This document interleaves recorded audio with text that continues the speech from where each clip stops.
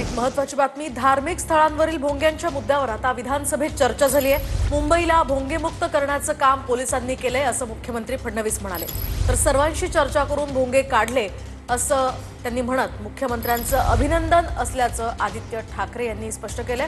सकाळच्या 10 वाजेच्या भोंग्यांचा बंदोबस्त करा असं अनिल पाटील म्हणाले। तर विचारांच्या प्रदूषणासाठी आपल्याकडे कायदा नाही असं खोचक उत्तर यावर फडणवीसांनी दिलंय।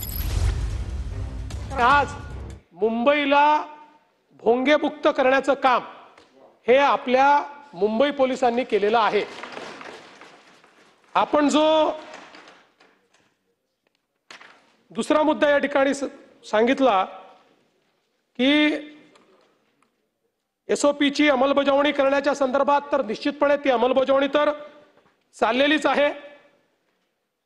तर दर अधिवेशनात अहवाल द्यायची आवश्यकताच पडणार नाही, कारण आता भोंगेच काढले आहेत आणि पुन्हा लावायचा प्रयत्न केला तर आता एसओपी मध्ये एक बदल निश्चितपणे करायचं माझ्या विचारात आहे की आता ज्या पोलीस स्टेशनच्या हद्दीत तो भोंगा लागेल त्या पोलीस स्टेशनचा जो त्या भागाचा इन्चार्ज असेल त्याच्यावर याची जबाबदारी असेल, त्याला जबाबदार धरलं जाईल।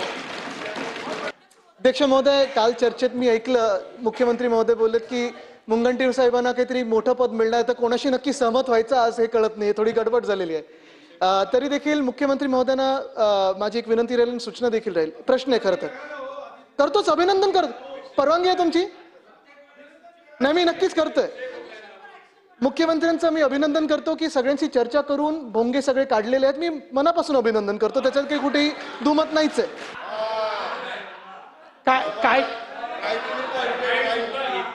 काम मुख्यमंत्री महोदय तुमच्याकडनं इतकं चांगलं काम होतं, पण त्या सकाळच्या 10च्या भोंग्याचीही माझी तक्रार आहे, त्याचाही विचार करा। नाही, त्याच्याकरता त्यातला एकच प्रॉब्लेम आहे की आता ध्वनी प्रदूषणाच्या विरुद्ध आपल्याकडे कायदा आहे, पण विचाराच्या प्रदूषणाच्या विरुद्ध अजून कायदा व्हायचा आहे। तो कायदा झाला की त्याचा आपण विचार करू।